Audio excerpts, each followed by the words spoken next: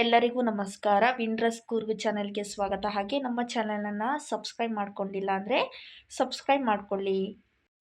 Big boss season 11ರ 13ನೇ ವಾರದಲ್ಲಿ ಅಂದರೆ ನಿನ್ನೆ ಭಾನುವಾರದ ಸಂಚಿಕೆಯಲ್ಲಿ ತ್ರಿವಿಕ್ರಮ್ರವರು ಮನೆಗೆ ಹೋಗ್ತಾರೆ ಅಂಥೇಳಿ ಕರ್ಕೊಂಡು ಹೋಗಿದ್ದರು. ಆದರೆ ತ್ರಿವಿಕ್ರಮ್ರವರು ನಿನ್ನೆ ಮನೆ ಒಳಗಡೆ ಬಂದರು. ಕಿಚ್ಚ ಸುದೀಪ್ ಸರ್ ಕೇಳ್ತಾರೆ, ಯಾರಿಗೆಲ್ಲ ಖುಷಿಯಾಯಿತು ತ್ರಿವಿಕ್ರಮ್ರವರು ಮನೆಯಿಂದ ಹೊರಗಡೆ ಹೋಗಿದ್ದಕ್ಕೆ ಅಂತ. ನಾನು ನೋಡಿದೆ ವಿಡಿಯೋದಲ್ಲಿ, ನೀವು ಯಾರೆಲ್ಲ ಖುಷಿಯಾಗಿದ್ರಿ ಅಂತ ಹೇಳ್ತಾರೆ. ಹಾಗೆ ಭವ್ಯ ಗೌಡರು, ಅಳಬೇಡಿ ನೀವು ಹತ್ರ ನನಗೂ ಅಳು ಬರ್ತಿತ್ತು ಅಂತ ಹೇಳ್ತಾರೆ.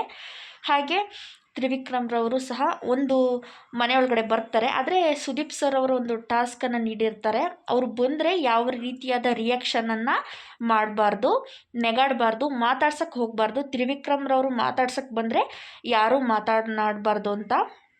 ಹಾಗೆ ಭವ್ಯರವರಿಗೆ ಹೇಳ್ತಾರೆ, ನೀವು ನನಗೆ ನಗು ಬಂದ್ಬಿಡ್ತು, ನನಗೆ ತಡ್ಕೊಳ್ಳೋಕ್ಕಾಗಿಲ್ಲ, ಆ ಥರ ಎಲ್ಲ ಡ್ರಾಮಾ ಆಡೋಕ್ಕೆ ಹೋಗಬೇಡಿ ಅಂತ ಹೇಳಿ ಒಂದು ಟಾಸ್ಕನ್ನು ನೀಡಿರ್ತಾರೆ ಕಿಚ್ಚ ಸುದೀಪ್ ಸರ್.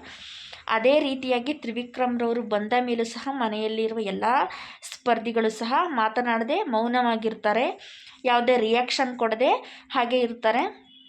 ಆಮೇಲೆ ಕಿಚ್ಚ ಸುದೀಪ್ ಸರ್ ಅವರ ಟಾಸ್ಕ್ ಅಂತ್ಯವಾಗಿದೆ ಅಂತ ಹೇಳಿದ ಮೇಲೆ ಎಲ್ಲರೂ ಖುಷಿಯಿಂದ ಮಾತಾಡಿಸ್ತಾರೆ. ಎಲ್ಲರನ್ನ ಖುಷಿಯಿಂದ ಮಾತಾಡಿಸಿ ಮಂಜು ಮತ್ತು ತ್ರಿವಿಕ್ರಮ್ರೆಲ್ಲ ಖುಷಿಯಲ್ಲಿ ಮಾತನಾಡ್ಕೊಂಡಿರ್ತಾರೆ. ಬಿಗ್ ಬಾಸ್ನಲ್ಲಿ 13ನೇ ವಾರದ ಮೊದಲನೇ ಟಾಸ್ಕ್ ಪ್ರಾರಂಭವಾಗಿದೆ. ಅದರಲ್ಲಿ BB ಕೆಫೆ ಅಂದರೆ BB ಕೆಫೆಯ ಏನು ನಿಯಮಗಳಿದೆ, ಯಾವ ಥರ ಟಾಸ್ಕ್ ಅಂದರೆ, ಇದೊಂದು ಈ ಯಾವ ಸ್ಪರ್ಧಿ ನಿಮಗೆ ಬದಲಾಗಬೇಕು, ಇನ್ನು ಸ್ವಲ್ಪ ಹುಷಾರಾಗಬೇಕು ಅಂತ ಅನಿಸುತ್ತೆ, ಆ ವ್ಯಕ್ತಿಯ ಒಂದು ಹೆಸರನ್ನು ತಗೊಂಡು ಅಲ್ಲಿ ಒಂದು ಕಾಫಿ ಕೊಟ್ಟಿರ್ತಾರೆ, ಅದನ್ನ ಚೆಲ್ಬಿಟ್ಟು ರೀಸನನ್ನು ಹೇಳಬೇಕು. ಇದೇ ರೀತಿಯಾಗಿ ಚೈತ್ರ ಕುಂದಾಪುರರವರು ಮಂಜುರವರಿಗೆ ಈ ಥರ ಒಂದು ರೀಸನನ್ನು ಹೇಳಿ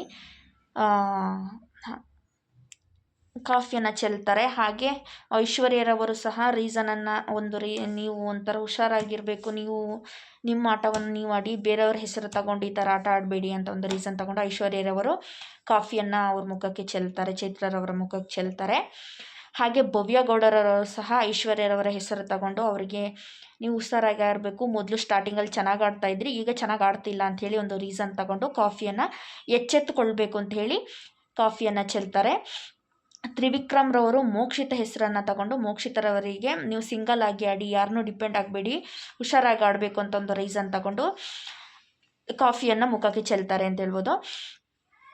ಹಾಗೆ ಗೌತಮಿ ಅವರು ಮಂಜುರವರ ಹೆಸರು ತಗೊಂಡು ನನ್ನ ಹೆಸರು ಗೆಳತಿ ಅಂತ ಹೆಸರು ತಗೊಂಡು ನನ್ನ ಹೆಸರು ತಗೊಂಡು ನೀವು ಆಟ ಆಡೋಕ್ಕೆ ಹೋಗಬೇಡಿ, ನೀವು ಮೊದಲು ಸ್ಟಾರ್ಟಿಂಗಲ್ಲಿ ಯಾವ ರೀತಿ ಆಡ್ತಿದ್ರೆ ಅದೇ ರೀತಿ ಆಡಿ, 3 ವಾರದಿಂದ ಸಹ ನೀವು ಚೆನ್ನಾಗಿ ಆಟ ಆಡ್ತಿಲ್ಲ ಅಂತ ಒಂದು ರೀಸನ್ ತಗೊಂಡು ಕಾಫಿಯನ್ನು ಮಂಜುರವರ ಮುಖಕ್ಕೆ ಚೆಲ್ತಾರೆ. ಹಾಗೆ ಮಂಜುರವರು ಗೌತಮಿಯ ಮುಖಕ್ಕೆ ಚೆಲ್ತಾರೆ, ನೀವು ಹುಷಾರಾಗಿ ಆಟ ಆಡಬೇಕು, ನೀವು ಇದಕ್ಕಿಂತ ಇನ್ನೂ ಚೆನ್ನಾಗಿ ಆಟ ಆಡಲೇಬೇಕು ಅಂತ ಒಂದು ರೀಸನ್ ತಗೊಂಡು. ಆದರೆ ಮಂಜುರವರು ಚೈತ್ರ ಕುಂದಾಪುರರವರ ಹೆಸರು ತಗೊಂಡು ನೀವು ನಿಮ್ಮ ಆಟವನ್ನು ಆಡಿ ಅಂತ ಒಂದು ರೀಸನನ್ನು ತಗೊಂಡು ಬದಲಾಗಬೇಕು, ನೀವು ಈ ಥರ ಆಟ ಆಡಿದ್ರೆ ಇರೋಕ್ಕೆ ಕಷ್ಟ ಆಗುತ್ತೆ ಅಂತ ಒಂದು ರೀಸನನ್ನು ತಗೊಂಡು ಮಂಜುರವರು ಸಹ ಚೈತ್ರರವರ ಹೆಸರು ತಗೊಂಡು ಕಾಫಿಯನ್ನು ಚೆಲ್ತಾರೆ. ಹಾಗೆ ಹನುಮಂತರವರು ಧನರಾಜ್ರವರ ಹೆಸರನ್ನು ತಗೊಂಡು ಕಾಫಿಯನ್ನು ಚೆಲ್ತಾರೆ, ಹುಷಾರಾಗಬೇಕು, ಇಲ್ಲದಿದ್ದರೆ ಆಗಲ್ಲ ನೀನು ಅಂತ ಹೇಳಿ. ಹಾಗೆ ಧನರಾಜ್ರವರು ಸಹ ಹನುಮಂತರವರ ಹೆಸರು ತಗೊಂಡು ಕಾಫಿಯನ್ನು ಚೆಲ್ತಾರೆ. ಇದೇ ರೀತಿಯಾಗಿ ಒಂದು ಟಾಸ್ಕನ್ನು ನೀಡಿರ್ತಾರೆ. ಇದರಿಂದ ಆದರೆ ಐಶ್ವರ್ಯ ಮತ್ತು ಚೈತ್ರರವರು ಇಬ್ಬರ ನಡುವೆ ತುಂಬ ಗಲಾಟೆ ಆಗುತ್ತೆ ಅಂತ ಹೇಳ್ಬೋದು. ಮಾತಿಗೆ ಮಾತು ಬೆಳೆಯುತ್ತೆ. ಹೆಚ್ಚು ಚೈತ್ರ ಕುಂದಾಪುರರವರು ಒಂದು ಸ್ವಲ್ಪ ಮ್ಯಾಟ್ರ್ ಆದರೆ ಅದರ ದೊಡ್ಡ ವಿಷಯ ಥರ ಮಾತಾಡ್ತಾರೆ.